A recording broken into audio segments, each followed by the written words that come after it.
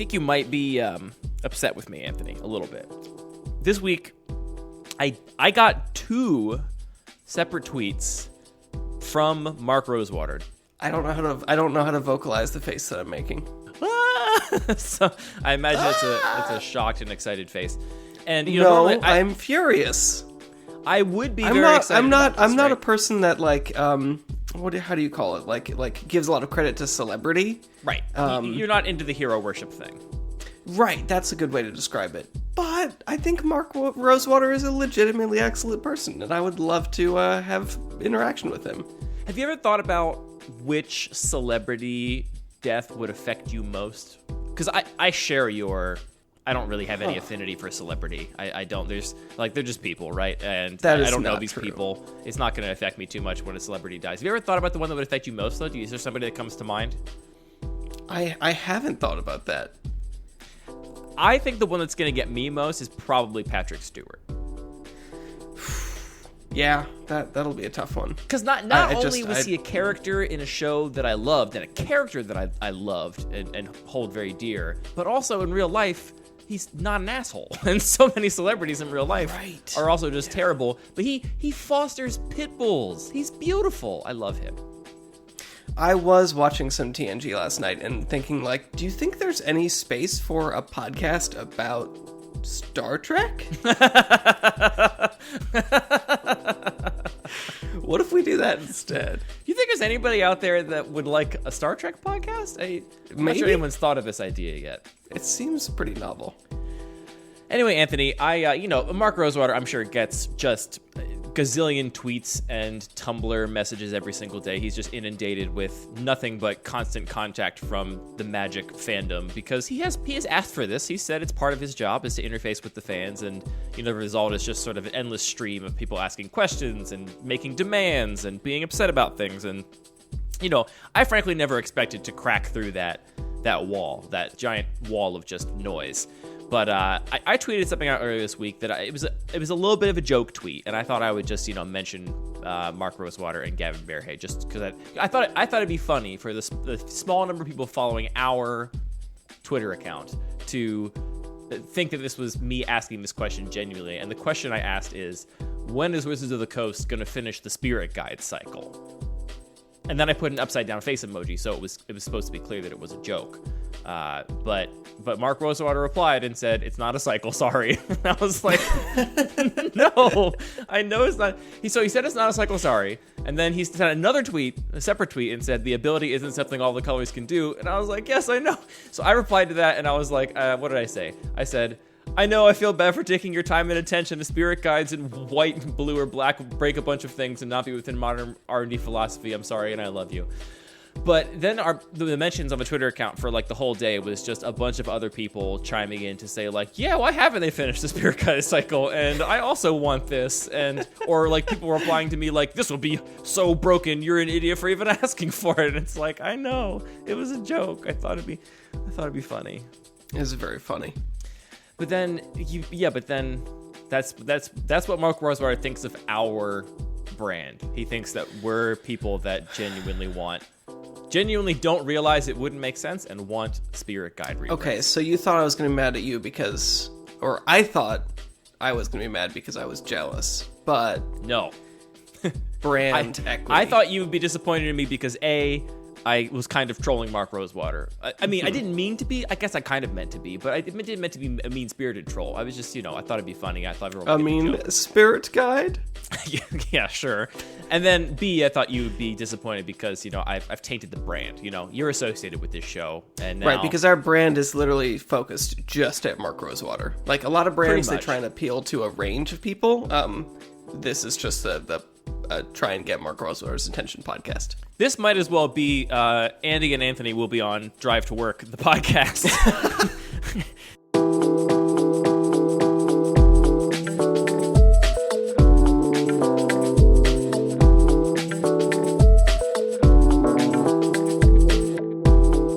Hello, dear listener, and welcome to Lucky Paper Radio. I'm one of your hosts, Andy, and I'm here with my friend, Anthony, Agent of Masks, Maddox. Get it, Anthony? Sure. Are we rewatching Game of Thrones? No, Agent of Masks. It's a magic card. I don't actually know this card. We failed. Agent of Masks is a magic card, and I know you're also out there scowling at people that are not wearing their masks properly here in the United States.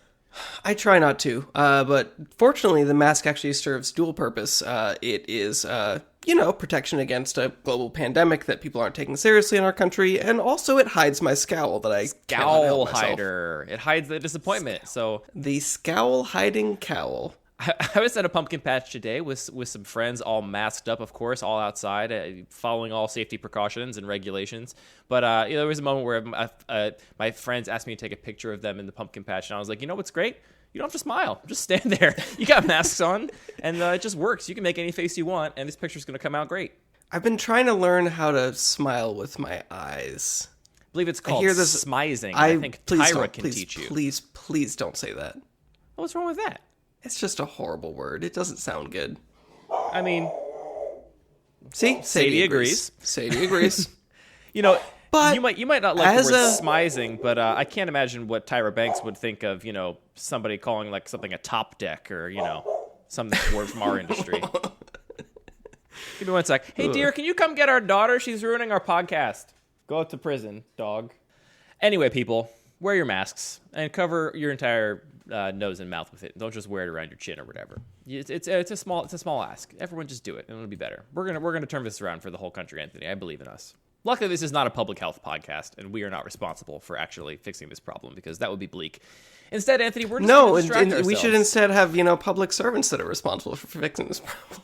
Yeah, it's great. I'm sure that we have some of those, and I'm sure they're doing their best. Anyway. Yeah. Luckily, this is not a show where we talk about public health issues. We instead talk about Magic the Gathering. And so I have a topic tonight, Anthony. How to introduce people to Cube. And we talked a little bit about the exact audience we wanted to talk to here, because there's a lot of ways we could take this, right? We could say, how do you introduce somebody who doesn't know Magic at all to what Cube is and to how it is Cube an appropriate sort of introduction to the game in general, and that's one way we could take it.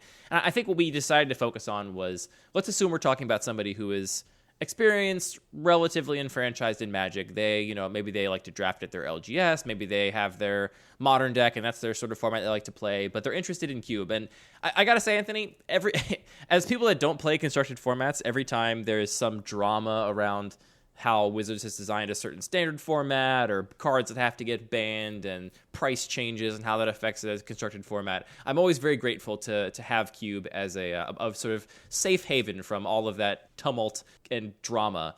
So I think that we can maybe send people this episode when people are leaving other formats in droves because they're mad about the latest sort of scandal, and point them to Cube, the format where there never is any scandal. It's impossible. Yeah, so you just did a really good job of summarizing points 1 through 8 of why Cube is great. The 8 things you hate about every other way to play Magic. Yeah, if you, and really, yeah. So really we're going to talk about what we think is great about the format, why it's interesting to us, and then just sort of kind of practically how you might go about either building your first Cube and why you might do that. Anthony, I think we're probably going to agree on what I want people to hear first and hear loudest and clearest from this episode. The only thing, if you're going to take one thing away from this episode, is that you should just start building a Cube and playing it. Magic is fun. Draft is self-correcting. And if you are interested in this and it's like something you think you might have fun with, don't let anything you hear on this episode or read anywhere online deter you from just jamming some cards together, getting your friends together, and drafting it, because that's just the best way to start of any way to start. Would you agree, Anthony? I would agree. I think it's important to say this because, we talk about Cube every week on this show. We have a website where we write in-depth articles about Cube. You and I are both members of Cube communities where we spend lots of our free time talking about the format and going into extreme, excruciating detail about exactly how much removal is the right amount of removal and what are the best green 3-drops available in this kind of Cube with these restrictions, and getting really, really deep on this stuff. And it can be very intimidating, I think, because Magic is already a hobby where it rewards very intense dedication and kind of diving in deep. And then Cube is like the format that, even more than regular Magic, rewards that even more. So it's like it can be a very intimidating place to just kind of happen onto. So don't find any of that in-depth detail and, people arguing over the finer points of some extremely minute thing to make you feel like you don't have the time or attention or right sort of mindset to make a cube, because none of that is necessary at all. You can just put some cards together, put them in packs, and draft them, and you will have a fun time. I promise. Definitely. As long as you have good people to play with, it's going to be a fun game. Because Magic is great. Actually maybe the best way to, or the most appealing way to frame Cube for me is if you've ever played kitchen table Magic, where you're just saying, here's my collection, I want to play with these cards I enjoy. It can be a ton of fun, but there's this problematic arms race that happens where maybe one player realizes, well, if I just budget a little more towards the cards, I can just win every game. And that's something that I feel like a lot of Magic players sort of struggle against, where they want to be able to play certain archetypes, certain decks, certain cards. But when you're playing a constructed format, that's just not necessarily feasible. You actually have to just show up with the most powerful things. And honestly, like, that's one of the great things about Commander, is that because it's multiplayer, because there's sort of this like cultural understanding of we're not trying to optimize it, you can actually play these sort of lower power strategies that opens up a ton of more options to you. But even that is limited. So to me, that's really one of the biggest appeals of Cube, is that because you're designing a complete format, you're collecting all these cards that are going to be played together, you can actually support anything at all you want. If there's some pet card you like, if there's some strategy that you think is a ton of fun but just didn't quite make it for standard, Cube is the place where you can design an environment where that just works. Yeah. Without having that risk of that arms race. Absolutely. And it doesn't even have to be, thinking about it as a design task of like sitting down to build a cube around a particular mechanic. Like, you just put the cards you want in there and just play with them. Totally. And that to me is one of the biggest appeals of Commander as a format. Part of the reason I never got into other constructed formats is that I like to sort of maximize my potential in anything I'm doing, right?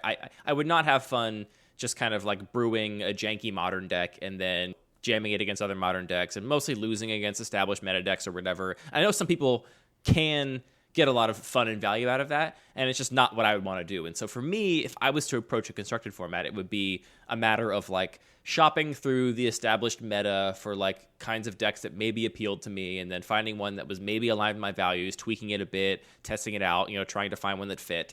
And frankly, there's just a lot of formats that don't allow me to do the kinds of things I like to do in Magic, and so I don't get to play the kind of cards I want. And yeah, this is a format just like EDH, where if you want to make a card viable, you just play it and see how it goes. And it's also kind of cool because EDH is great for, I think, like creative deck building and coming up with these really novel interactions between cards to make anything really viable. And I think that's one of the things that's really cool about the format.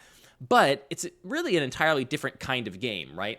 I, for example, always wanted to play with a card like Opposition, right? Opposition's the 2 blue enchantment that says tap an untapped creature you control to tap any permanent. Pretty sure it's any permanent. And I believe the updated Oracle text is your opponent has no fun.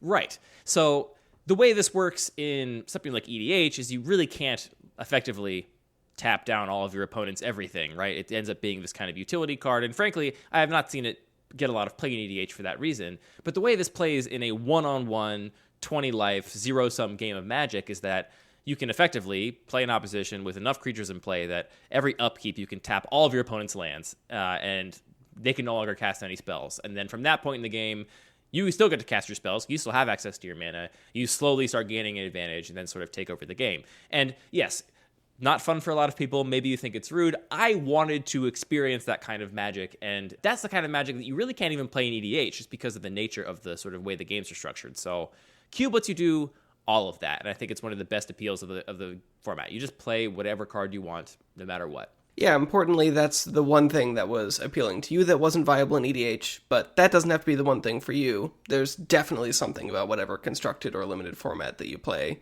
that isn't viable that you can make viable. Are we getting ahead of ourselves, though? Should we just explain what Cube is?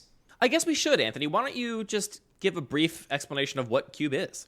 Cube is basically just designing your own limited format. So the most typical way to play it is you collect 360 of your favorite Magic cards. 360 is just because that is the number of, in order to have 8 players play a draft of 3 15-card packs.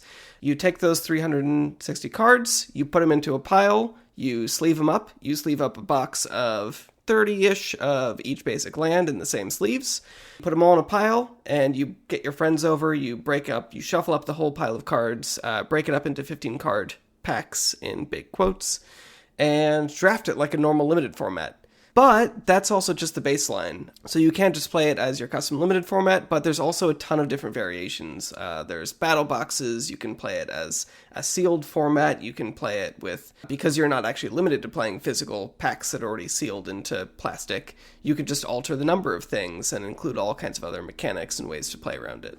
So, broad strokes is you're just designing your own limited format. And I'll say, too, that I do agree that I think most cubes are at least 360 cards if you were to probably look at the average, on something like Cube Cobra, which is a great website for managing your cube list, which I recommend anybody out there building a cube, check out. I would imagine you'd find most cubes are 360 or above because it allows you to draft with a full pod. But I feel like I know a lot of people that are perhaps interested in cube but feel like, I'll never get a full, group of 8 people together. That's such a big task. I don't have 7 other friends that play Magic that are interested in doing this with me. And so don't be afraid to go smaller, right? Like, there are tons of great 2-player draft formats that you can find by reading about them on the internet. I recommend Winston drafting, grid drafting, Winchester drafting. Those are all sort of different variations on 2-player draft formats. And a lot of them you can do with just 90 cards. You can make a 90-card cube that was designed to be drafted for 2 players and just run it that way. So really, there are no hard and fast rules, and that's the beauty of the format, but it also makes it a little hard to get into it because you could do anything you wanted. Right, so that's why I think this sort of template is really helpful, just to say, if you're not interested in doing something really specific, starting with that template of a 360-card cube makes a lot of sense. I think it's worth kind of acknowledging perhaps the elephant in the room, which is that I think for a lot of Magic players that are coming from other formats, or maybe especially Magic players that primarily play on Arena or Magic Online, the kind of Magic Online vintage cube, people oftentimes think that's what cube is. Like, cube is all the most powerful cards from Magic's entire history put into some, set, and then you draft it and you either play Storm or you play, Control, or you lose. Or you play Red Aggro or you lose, basically. And that is probably the most popular and most played cube in the entire format. But it is definitely not what cube is. And if you get deep into the cube community, you'll find that actually the number of people playing powered cubes with Black Lotus, Moxen, whatever, is really quite small. Both because a lot of people own their cubes in paper and aren't willing to proxy, or don't own power cards that cost thousands of dollars. Or I think more importantly, a lot of people just aren't interested in the big swings and sort of very polarizing gameplay that something like Black Lotus can lead to. While that may be the most iconic cube, it is actually not representative of the average cube out there that most sort of cube designers are working with. And it's certainly not what you should be aiming for your first cube if you're interested in the format. But really, the core value proposition is the same. Like, if you're saying, I really want to play Black Lotus, but no one else in my LGS has a vintage deck, so it's just not really feasible.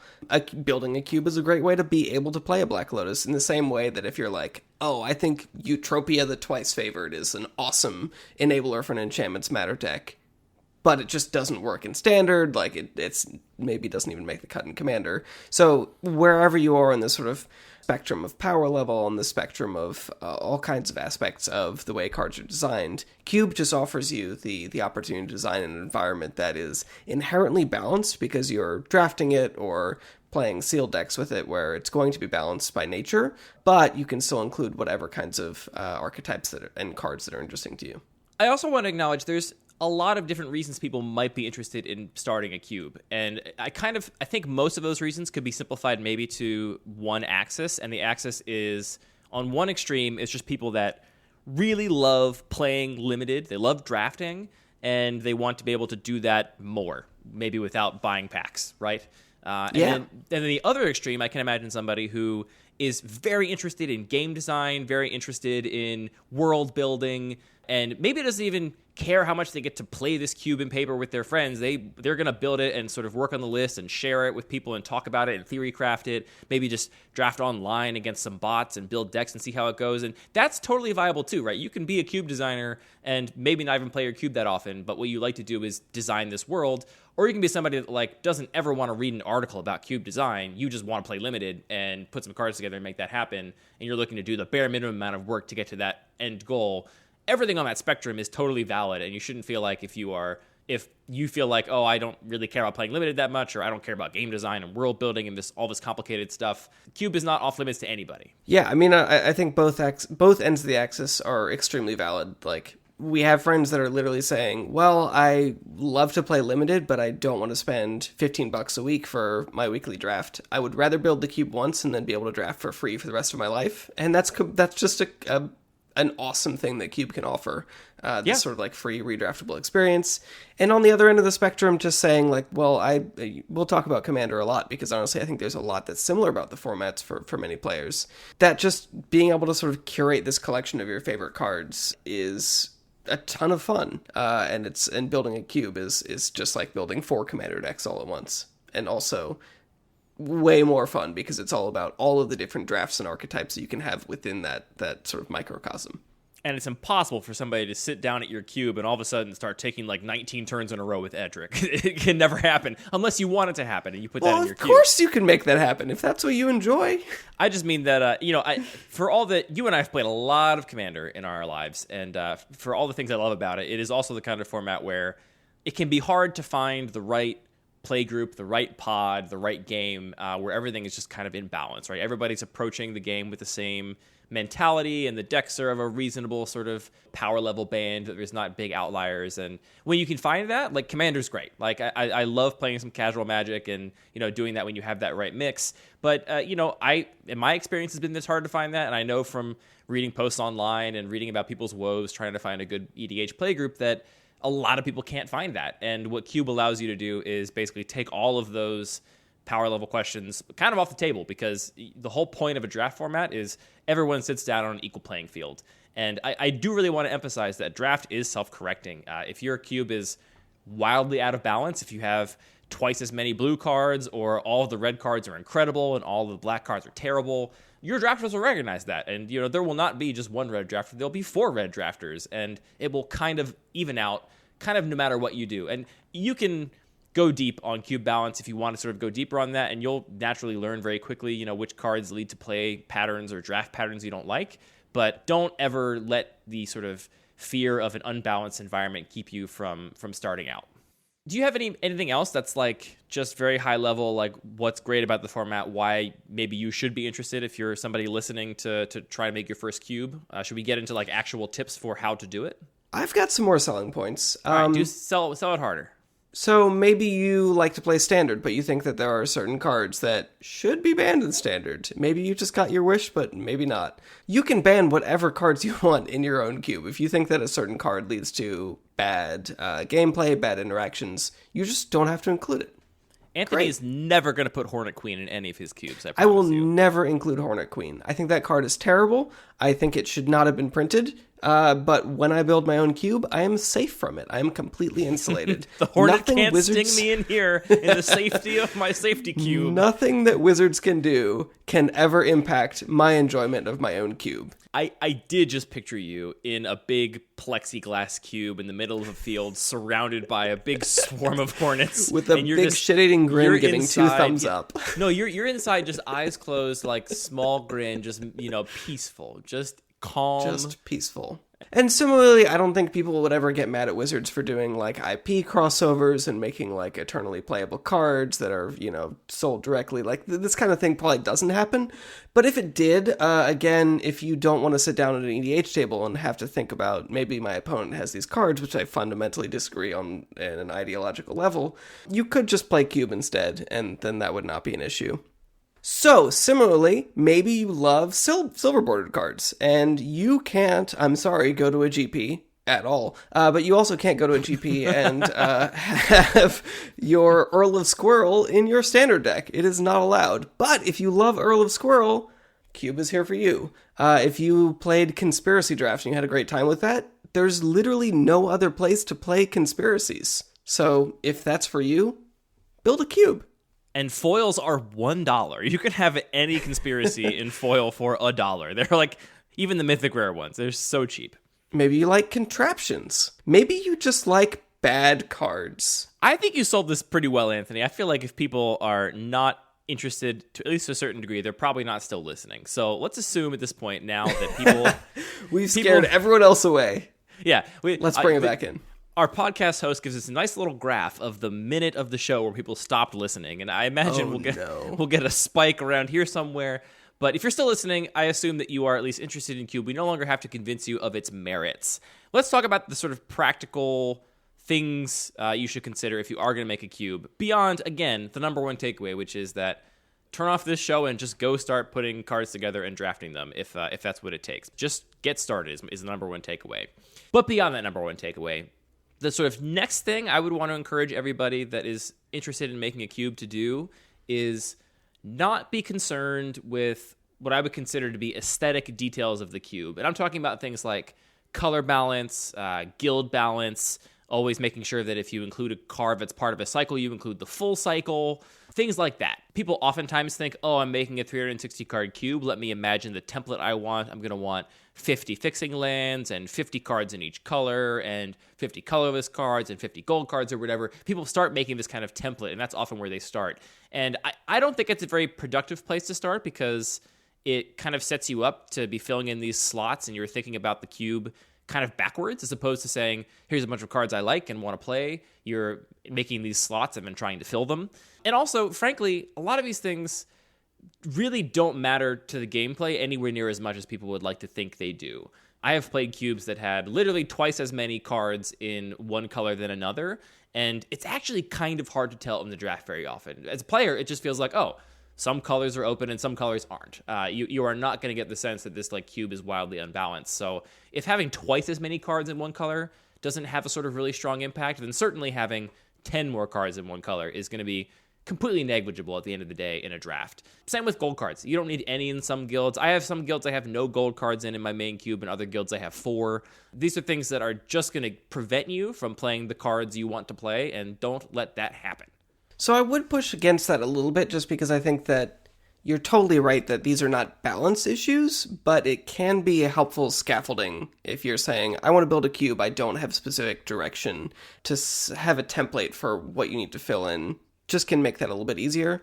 Is there a particular template you would recommend for someone building their first cube? I see what you're saying. In terms of cards as certain colors, lands, artifacts, gold cards. I think those are kind of the major structures. Yeah, I know what you're saying. And to my point earlier, right, I hope there are people listening that don't really care about cube design, quote unquote. They're just like, I want to play limited, dude. Like, tell me what I need to do to play limited and draft with my friends. So here's what I will say. I think if you wanted a template for 360, I think aiming for around 50 cards of each monocolor is a very common and sort of reasonable place to start. I think most cubes include not enough fixing lands, and that's a whole other topic for a whole other episode, but for the purposes of right now, if we're talking about how to build a cube and what a template is, I would say at 360, start with a baseline of 50 fixing lands. And so that puts us at, what we got? 250, we're at 300 cards now. And then with that remaining 60 cards, I think that's where you should look for utility lands, gold cards, and colorless cards. And that can be really in any combination of what your sort of tastes are. Gold cards especially are a thing that some people really like. You really like gold cards, Anthony, and think that they bring a lot to the sort of draft, and they're just cool. I don't like them for my cube and for its goals, and so I run relatively few gold cards. But I would consider that 60 slots kind of flexible. Yeah, I think that's a pretty good baseline if you're going to start somewhere. 50 cards of each color, 50 fixing lands. So just, lands that are meant to fix mana, not your utility lands and stuff. And then the 60 remaining cards can be whatever you want. Okay, so roughly, especially if you're coming from limited, you'd say, kind of try and balance the colors, play more fixing than you'd expect. And there are reasons why that kind of works out. Basically, you're probably going to be playing slightly higher power level than a limited format, so you can afford to use that space for fixing and add to more consistent gameplay. But don't sweat any of those details because draft is self-correcting, and maybe more importantly, once you start playing, if there are issues, you'll see them so much more quickly from playing a few games than you will by just trying to think through it. And importantly, those issues will not make the draft not fun. It's still just fun to play Magic, so it's not like it's going to really taint your experience. I gotta say, especially, I still have a visceral memory of the first time I got 8 people together and we sat down and drafted my cube, which was the first time I had ever drafted a cube with 8 people in person. And it is such a thrill to open quote unquote pack of Magic and see nothing but cards that you like and think are cool and good. Like that is just, it's an amazing experience. So that it's also, you're so right that it is so much more satisfying when you're actually sitting down, even virtually, just with 8 people, and the decision you're about to make matters, but you still love every card. Right. Then it is just goldfishing a pack. Yeah, and also just the experience of your friends when they are opening a pack and seeing them. It's just, I don't know. I have very fond memories of some of those early drafts of my cube when cube was new to most people in our play group, and just it means a lot. So that's a special moment, and no amount of like making some weird design decisions in your cube is going to ruin that for you. So don't be too discouraged by the thought of having to make a perfectly balanced cube. I will say, speaking very briefly to just why I think many people, if they think about putting 50 fixing lands in a 360 cube, might feel like that's way too many. And my sort of elevator pitch for why I think you should consider doing that is that in regular limited, first of all, you're never going to see that many fixing lands. I mean, even sets that have like a guaranteed fixing land in each pack, the ASFAN of fixing lands is way lower than 50 in a 360 card cube. But in regular limited, you are trying to pick playable cards over unplayable cards, even in your playable colors. You never have a draft where you're very happy to play every single card in blue-black if you're blue-black deck. There's a lot of blue-black cards in a normal limited set that just aren't good. Either they weren't designed for limited, or they're really low power level because there has to be a big power level ban in limited. In cube, that's not going to happen. So if you find an open lane in a cube draft, you will very oftentimes pretty much play every card in the colors you are passed. There are exceptions, obviously, but every card should be playable. I mean, I guess that's a value that might not be shared by everybody. You might really want to make a cube where there is a really wide power level band and there are some unplayable cards in there, and that's, of course, your prerogative. But most people I know that are playing cube are playing because they want to have a bunch of cool and good cards. And so because you have all that extra room, you can afford to run a lot of fixing without sort of affecting the number of playable cards that people get at the table. And playing limited with good mana, I think, is a revelation, because in regular limited, your mana is just always terrible by any standard of constructed Magic or even casual Magic. Your mana bases are always really bad, and it's fine because everybody's mana bases are really bad. Everyone drafted from the same pool of cards, but it does mean that you lose games to not drawing your second color of mana or whatever, getting stuck on lands. And if you can eliminate that, I think it's good for almost any cube of any set of goals, just to make Magic happen more often and make the cards more castable. That was a long elevator. I'm sorry. I think it's just that generally in limited, maybe a 3-mana 2/3 is fine. Maybe if you don't play a card on turn 3, that's fine. There's a degree of variance that is tolerated by the power level of normal limited. But when you go to design a cube, you're likely not going to be putting in a 3-mana 2/3. You're going to just be more interested in playing a lot of the uncommons and rares from your favorite sets. And as you increase that power level, it sort of punishes you for stumbling a lot more and not having the right mana to be able to cast your spells on time. So that, combined with the fact that more of the cards are just going to be playable, like Andy said, so you can actually just afford to include a lot more fixing lands, generally means that you can do that, and it'll lead to a better draft experience. Yeah, I mean, there's nothing to say that you couldn't design a cube that was as powerful or less powerful than regular limited sets, but absolutely. But I honestly, I don't think I've ever seen that. I mean, even heavily restricted cubes in terms of budget or rarity or something still end up being more powerful environments than the average limited set. Even people will make specifically set cubes where the cube is just meant to mimic the limited environment of a particular set. And even people that do that will pretty much always cut the chaff from it, right? They'll go and take out Hedron alignment because you're never going to draft Hedron alignment as a literal blank card, right? So if you're making a Oath of the Gatewatch set cube, you don't put Hedron alignment in because it doesn't make any sense. And once you're taking that out, you're also going to take out the most unplayable stuff you didn't like and put in extras of the things you did. And there's always a little bit of tweaking that goes on no matter what. Okay, so you've mentioned set cubes, and we've mostly been using this sort of 360 cube template as an example, but there's a ton of other formats that are either variations of cubes or cube adjacents. What are some of your other favorites? Yeah, we can talk about this briefly. I do like BattleBox. I think we should maybe do a whole episode about that at some point, because I think it's a very different kind of thing. but that's very appealing to me for reasons that are different than why cube is appealing, some overlapping and some different reasons. I also have the starter decks we've mentioned on this podcast before, so basically decks that are constructed decks that are designed to be played against one another, and that is in some ways even more freeing than designing a cube. Like, you can make literally anything happen, right? Like, in a cube, you have to make something that is draftable and also work. But in a constructed format like that, you can play a bunch of cards that you could never hope to draft in the right combination that still sort of come together. I actually found that to be, in some ways, a much harder design task to make a balanced meta there than I do in cube ever, because you don't have that self-correcting nature, right? You just hand people constructed decks and they might be too powerful. You don't have the sort of crowdsource of your players trying to actively draft the best deck in every color. Right, which is really valuable to, like, just, again, kind of like even the playing field on a Magic game. We've talked about doing Judge Tower before, which I think falls into this category, which is another thing that's possible. There's also just a very broad variety of things that are called cubes. So, I have a couple of different cubes that are different sizes. We've talked about your mono black cube, which is a cube in all ways except that it only contains one color, which is basically no colors. There's a lot of things that you can do that kind of fall under the name cube. Right, so you can basically take a cube and apply either restrictions or expectations of how it will be played, or even rules modifications. So, like, on the simplest level of that is just to say, like, I expect this cube to be played multiplayer, and the decisions of cards that you'll include into that cube are going to be extremely different because there's a lot of cards that just will not be effective in multiplayer. And then getting a little bit more extreme, you might even say, I'm just going to exclude a color, or exclude 2 colors, or 3, and I'm just going to make this a sort of color-restricted cube. And that's totally fine, and again, draft is self-correcting. The 5-color balance of Magic is great, but it's not as critical as you might think when you're drafting it. And then if you want to get really extreme, if you've ever played like a plane chase or similar, what's a way to describe this? Like, Arena occasionally has these events that sort of impose this, everybody gets an emblem that does blank.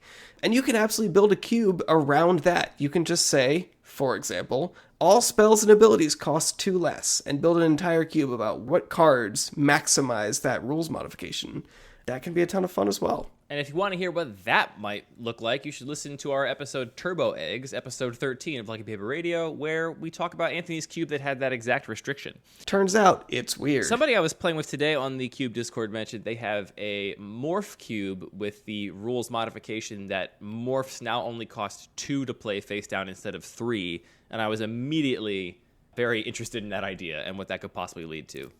Yeah, I'm pretty excited about that, actually. A format with a lot of bears with upsides. Yeah, just it's Grizzly Bear the format and lots of upside. All right, Anthony, I have one other thing that I want to tell people not to care about, and maybe you'll push back and say if they actually should care about it a little bit. It kind of falls into the category of thing that I see a lot of first-time cube designers do, which I think is not a particularly helpful way to think about the format. And I want to discourage people from basically thinking about every color pair in their environment as having a discrete, like, mechanical identity. So oftentimes if we see someone posting to the subreddit, let's say, for example, they'll be like, just finished my first cube list, looking for feedback, here's the description, and what there'll always be is a list, and it'll always say, blue-white is flyers and blink, and black-red is aggro with aristocrats synergies, and green-red is big stompy monsters or landfall or whatever. This, I think people do this because it is very evident that this is a big part of how a retail limited set is designed. We often get these quote-unquote signpost uncommons where there's basically an uncommon card that highlights a specific mechanic or theme that is prevalent in that sort of color pair, which is meant to be kind of a handhold to drafters that are playing the set. These cards are oftentimes more powerful than the sort of monocolored cards at sort of a similar cost, and so they're appealing to draft. And when you draft them, it kind of pushes you a direction and says, all right, if you're playing blue-white in Modern Horizons, you're going to take a Soul Herder, and then you're going to play Blink, and that's how you basically show your drafters to draft a quote-unquote Blink deck. And if this is a discrete goal of yours, if you want to have these signpost uncommon gold cards, or you want to have these very just sort of clearly delineated identities for these decks, then you should by all means pursue this goal. But if I think too many people assume this is what you like have to do to make a cube. You have to like pick what your themes are going to be across all your different color pairs and go from there. And it's definitely 100% not necessary. And I would go as far to say that I think most inexperienced cube designers will be better served by just starting out playing cards they like on a reasonable curve and seeing what kind of decks that results in, rather than, again, kind of boxing themselves in and saying, here are my themes, and if these cards don't match my themes, then I'm going to ignore them. Again, unless that is explicitly your goal, you really want to make a landfall, theme work in your cube, then you should start from landfall and work from there. But if that's not your goal, if your goal is something else, if you just have, a pile of binder rares you want to play, you can't play anywhere else, or you just want to draft some kind of limited, like, I would say avoid that mode of thinking unless it's exactly what you're looking for. I would almost push back against that. What I would say is that constraints always breed creativity, and maybe more than just creativity, they just make it easier to do things in a lot of cases. If you're the kind of person that says, here's a bunch of cards that I love, I want to get these together, I'll put them in a pile and get a draft together with my friends, and we'll see what works and what doesn't, and have a good time with it, great. If you're struggling to figure out how to get direction in your cube, how to actually figure out what cards belong, I do see a lot of value in that sort of guild structure, just in giving you sort of a scaffolding to try and figure out what kinds of cards you're interested in. But I do agree, ultimately, that's not necessarily the most cube for me fun, personally. Because it often leads to this sort of on-rails draft experience where it's like, okay, I'm the blue-white blink deck, as you describe, and now I just take all of this set list of cards. Whereas if you have things that are a little bit more open-ended and bridge more colors, there's a lot more depth and flexibility in the kinds of decks that you can draft, and you have a lot more choice in the kinds of decks you can draft in the way that you play them. But I think that structure is, again, it's not a bad thing if it is helpful in sort of creating the initial structure of the cube. Yeah, is that fair to say? No, it's not inherently a bad thing. I guess the part that I think might be a bad thing is I feel like a lot of people think they have to do that. And that's the part. Right. If you're sitting there saying, well, I don't know what blue-white is doing. Who cares? And you feel like that's a problem you need to patch, that's probably not as much of a problem as you think. Yeah, honestly, maybe a better way of putting it is just that I think some beginner cube designers think that the role of designing a cube is kind of deciding for their players what successful decks look like. I, the cube designer, am going to design the cube, and these are the successful decks, right? If you play blue-white, you're supposed to play blink. And I don't think that's a very healthy way to approach cube. I think the best way to approach cube is that you are trying to put cards into packs and into an environment that create interesting games and drafts and decisions. And I don't think you should prescriptively know, as the cube designer, what the sort of best decks are, or if you're in this color pair, what cards are the highest picks. I think you should be open to your players, and you, honestly, exploring that and seeing what results from putting cards together, and instead of approaching it with this idea that you need to know what everything looks like, the full sort of landscape of the entire environment. Yes, and not only is that fine, it's also delightful. The experience that I had early on in my cube, where honestly there was, I think black-red was a color pair I just really didn't pay that much attention to. And then seeing players draft black-red decks and seeing oh yeah, those cards do kind of go together. That's a lot of fun. Yeah, I mean, for me, the combinations between cards that even I've spent so much time thinking about my cube and fretting over every single card in every single slot. And if you're out there and you're a new to cube, you might find yourself this invested at some point in the future. And still, there are people that I never would have thought to draft this deck in this way and play it like this, and I'm so glad it was successful in the way it was successful. And so I guess really maybe that's why I bristle at the idea of people listing out all of their archetypes, by color pair, as if nobody's going to draft a monocolored deck or nobody's going to draft a 3 or 4 or 5 color deck. And it to me, I think, points to them thinking about their environment in a way that is very alien to me. This sort of idea that you should know how it all works and have figured it all out before you draft it the first time. And I think you should approach it like an exploration. Every draft is an experiment, not a showcase of your perfectly manicured cube. The last thing for me is I've noticed that people that make their first cube oftentimes have a curve that I think leans too high, even for whatever their design goals might be. Now, I recognize that within my own design goals, I value a low curve for a lot of reasons. But, your cube, for example, Anthony, you don't share my personal taste for low curving cards. But still, your curve, I think, is lower now than it was maybe when your cube was first designed. And I see a lot of people that have cube lists, and I think maybe people think that the curve within the cube itself should mimic the curve of a successful deck, right? So, like, if you wanted... So, and also, when you say curve, you mean, like, the average converted mana cost, and also, the distribution of costs. Right, exactly. The distribution of spells... Is that just something every Magic player knows? I'm going to assume that someone listening to this has heard of mana curve and knows what we're talking about. But yeah, right. I'm talking about the distribution of spells. Specifically, I will say, to be very specific, proactive spells. So I'm not going to count removal spells towards a curve. I'm not going to count counter spells towards a curve. Anything you're going to play proactively. So almost every creature... pretty much every planeswalker, like anything you most want to play on curve, that's what I'm counting as sort of towards the curve of an environment. And I think a lot of people assume that the curve of a specific color, let's just say red or whatever, should mimic whatever the curve of a red deck in that environment should look like, which sounds, that sounds perfectly logical when you like say it that way. But the reality of actually drafting those cards means that you really want more things lower on the curve than higher on the curve, because the low part of the curve is in some ways the most important, in that you need a certain amount of density at the sort of lower part of the curve, and then the high part of the curve is great. Like, you want things there most of the time, but it's not anywhere near as necessary as having things lower down on the curve. And you've heard this before if you've listened to Limited Resources or played Limited Magic a bunch yourself.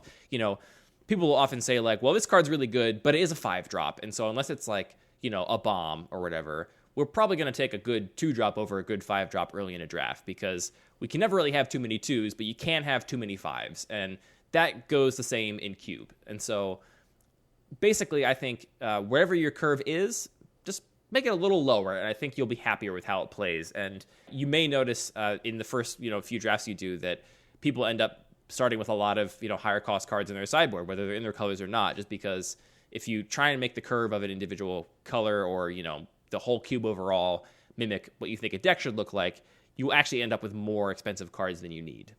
I'm just wondering, I would love to know why. That's always the experience in Limited, where higher cost cards are a little bit more prevalent than it feels like they need to be. And I wonder if the people designing Limited have a really good reason for that. I think part of it is that if you are really not very enfranchised as a Magic player, like very new to the game, or like you maybe think about young kids or something, I think inherently expensive cards, bigger creatures are just more interesting and more fun. And so if you were designing... Yeah, and maybe actually just like if you open up a pack and there's not a 5-drop, like they actually probably do want to actively have a 5 or a 6-drop in every pack, just because it does sort of show off what the game offers. Right, and some people just buy a pack of cards because they don't know what this thing is and they want to see what it is. And so like this is maybe one of the more like important high-level concepts to grasp as a cube designer, because if you're a Magic player and you like playing Limited, your idea of what drafting Magic is going to be almost entirely informed by opening booster packs of sets designed by Wizards of the Coast and playing Limited with them. And it's really important to recognize that those packs are designed to serve many different purposes, only one of which is drafting and playing Limited. And so this is a perfect example of, I think you're absolutely right, Anthony. I think in their, big overall strategy of, trying to make Magic appealing to people and like attract new players and everything, there is probably an as fan of like, we want there to be a reasonable curve of cards in most booster packs, because if you open it up, we want you to see that it's not just a pack full of 2 and 3 drops, which would be kind of weird and only show you a little like microcosm of the game. It might be hard to understand exactly what you're looking at, as opposed to like some 5, 6, 7 drops in there as well. So yeah, it's kind of a rule of normal Limited that you don't really prioritize those cards and you only take them if they're, big bombs. And in Cube, I think that's why many people's first cubes, like their curves tend to mimic, what you might see in a Limited pack or something, because that's what they're used to seeing. But in reality, if you're all drafting this cube with a similar mentality, you can just include less of those big cards because you don't need as many of them. Yeah, I mean, that's I think those are two interesting concepts, both thinking about how it differs from Limited in that you're not designing a format for multiple different experiences, from like literally somebody opening up their first booster pack and you want them to have a good time, to somebody who's an enfranchised player and is just cracking a pack for rares. Like, you're just building an environment to be played a single way, so you can really focus on maximizing that experience. And then the second thing, which I've forgotten. I will say it's not always a single way. I mean, there is something to be said for the fact that I play my cube with a full 8 people, drafting quote-unquote normally in 15-card packs. I've grid drafted my cube. We've done a full rotisserie draft of my cube a couple times. Like, we've actually played my cube lots of different ways. And part of the sort of, if I were to design my cube specifically for just one of those individual types of play, I would probably make slightly different decisions than I do thinking a little more abstractly about it. Though I will say most of my decisions are geared primarily towards that 8 people, 15-card packs use case. I would do things a lot differently if I was designing a cube just to be grid drafted, for example, or just to be rotisserie drafted, honestly. But sure. But yeah, so I think there's a lot of lessons. I think this applies to the sort of signpost gold cards, like every guild has an identity idea. I think this applies to the sort of curve. I think this applies to the amount of mana fixing. Really, most of the sort of things I see that I mean, mistakes is not even a fair word to call them, but like things that I often see people changing their minds on about their own cubes very quickly after sort of some of the first few drafts are adding in more fixing, lowering the curve, and kind of maybe abandoning those, or at least being more flexible with those guild identities as the sort of cube evolves. I think we covered pretty much everything. The last thing I'll say is we like to be extreme nerds and talk about Magic as designers in whatever respect we're qualified to be. You're a nerd. I'm a jock, but that's fine. Okay. But if you're interested in cube, doesn't mean you have to go out and, do all this work. You can also just play cube on Arena. Occasionally they have it. They have it more often on Magic Online. You can find friends that already have cubes that are built. You can also just find a cube that you already like that contains cards that are interesting to you, or synergies and archetypes that are interesting to you. Like you mentioned, Cube Cobra is a great resource, and you can just use that as a starting point. So if this idea of trying to design your own list and curate it and playtest it and change it and iterate it as every new set is released isn't appealing to you, that is fine. You can just engage in Cube in other ways. Yeah, if you're really far on that end of the spectrum where you're like, look, even this hour-long episode was too much detail for me, I just want to play limited, I think the best 2 places to start are Card Kingdom. From time to time sells a starter cube, so it's a full cube that they've put together, and there's a list available on their website. It includes sleeves that I think it's like $100, maybe a little over $100. It's a pretty good deal for what you're getting. It is mostly like, obviously it's mostly uncommons and stuff that maybe Card Kingdom would have a hard time selling singles of on normal terms. So it's a good deal for them as well. But the sort of card value is there. You get all the sleeves. That's a great place to start. Because again, once you have something you can draft, that's where the magic begins. And then it's so easy to put in cards you like, take out cards you don't like. Like, you can just, as soon as the draft's over, like, take this card out of your deck you didn't like, throw it away, never draft it ever again, right? It's out of the cube now. So that's the point you really have to get yourself to. It's just the point where that magic starts. So if getting the Card Kingdom starter cube gets you there, great. Another great option, one of our sort of peers in the cube podcast world is a podcast called Solely Singleton, and they have designed a thing called the Board Game Cube, which I will link in the show notes, which is similarly designed to be a budget-constrained starter cube, and they call it the Board Game Cube because they want it to cost as much as like a high-end AAA board game. So I think there's also in like the $100 to $200, maybe $150 range for all the cards in the list. So I'll link both those things. If you're really far in the look, I don't even care about any of that, I just want to draft, those are great places to start. Honestly, or just take cards in your collection and jam them together and call it a cube. Don't even sleeve up the first one if they're cheap cards. Just take a bunch of commons. Do it. Play Magic. That's a great point. Yeah, I mean, or if you're new to Magic, Andy's Bun Magic Cube is also an excellent example. Just put that in your TCG player card and go to town. That would be, you could do that if you wanted. That's the thing. One time I played my cube down at Day's house, and then for some reason I was like going somewhere else afterwards, and I was like, hey Day, can I just leave this here overnight and then cube bring it to the office tomorrow? And he was like, sure. And then he became very unnerved because he realized how much it was worth, and he was like, actually, I'm not sure I want you to leave that here. I don't want to be responsible for it for 24 hours. It's like, sure, I respect that. That makes sense. All right, Yeah. Rapid fire summary, Anthony. I want to summarize the main points we talked about because we meandered a little bit as we're wont to do. But summary. So I'll do my points, then I want you to do your points. Okay. My number one takeaway again. No, you do all the points. Let's collate it. Okay, I'll try to do all the points. You tell me anything I missed. Anthony, I agree. The number one takeaway, if you are listening to this episode and you're interested in playing Cube, is just go do it. Do not be deterred by anything you read or hear online. Just get some cards together, get some friends together, and draft it. And that is the best way to start. If you are looking for a template to get started because you feel adrift and you want something to latch onto, then I think starting with a 360 card cube is a very good place to start. Lets you play with the full 8 players if you can get it. And starting with 50 cards of each monocolor, 50 fixing lands, and then 60 flexible slots for all your colorless cards, gold cards, utility lands, I think is a very good template to start with. But in general, do not overly concern yourself with having perfect color balance or guild balance or full cycles of cards, because that stuff frankly doesn't matter when you actually draft it, and that's what you care about, actually drafting. Finally, be aware that you as a Magic player, your experience of drafting is likely just playing limited with booster packs designed and sold by Wizards of the Coast, which have lots of other separate goals that are unrelated to playing limited. And for that reason, you may find yourself wanting to include more fixing lands, a lower curve, and perhaps avoid sort of the idea of archetypal color pairs that is very common in regular draft sets, because your goals are different. Your goals are just basically building a set to draft, and that means you don't have to worry about all those other concerns that Wizards has to think about. Is that it, Anthony? Did I miss anything? I think that's a good summary. I'm going to put a bunch of links in the show notes to this show. So we're going to link to Cube Cobra. That is definitely our recommended site for organizing your cube list. You might be tempted. I'm sure if you're listening out there, you have some tool right now you're using to make your own deck lists, like some website for managing deck lists. You are going to be really benefited by organizing your cube on Cube Cobra instead of just making, a 360 card deck on Tapped Out or whatever.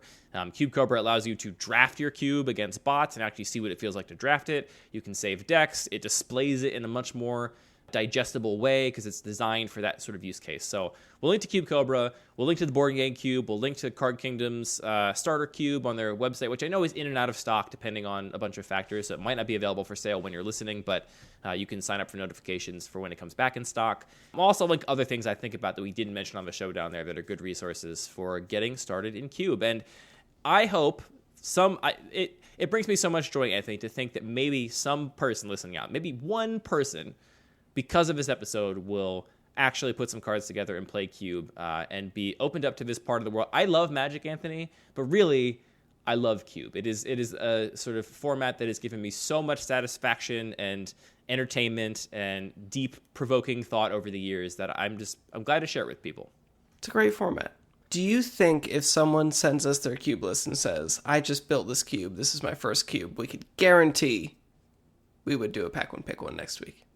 Oh, yeah, for sure. If you're listening to this episode, Yes. If you design your first cube list from listening to this episode and you send me the link, I'm making the promise right now that we will do it on the show at some point. Don't cheat. We'll check. No, we'll do it next week, but don't cheat. We'll check the timestamp of... oh, wait, what if we have to do, No, we're not going to get more than one person. How many people listen to this show?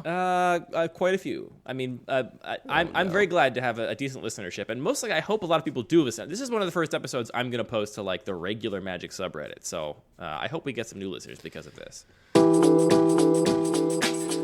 This has been Lucky Paper Radio. If you are one of our beloved recurring listeners and subscribers to the show, I hope this wasn't too much of old hat for you. I know most of you are experienced cube designers, and I hope this was at least maybe helpful in thinking about how you frame the format when you're talking to people that are also new to it. And if you're listening to this episode for the first time, we record a show every single week, and we're always talking about cube design, and I hope a way that is approachable regardless of how enfranchised you are in the format. So maybe check out our other episodes. All of our music is produced by DJ James Nasty. You can Google him and find some cool music to listen to. You can find our articles and other stuff about Cube at luckypaper.co. Thank you for talking about Magic with me, Anthony. Anytime.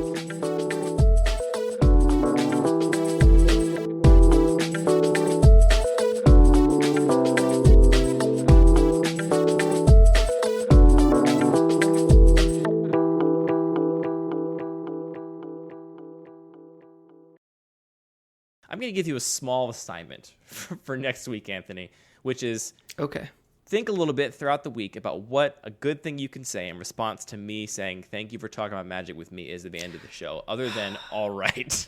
That's my one. Sometimes I think about that, and then it's hard to think about it. I'm gonna give this to you as an assignment. Now it's formalized externally. Just think of something. Can you give some examples? No, I can't.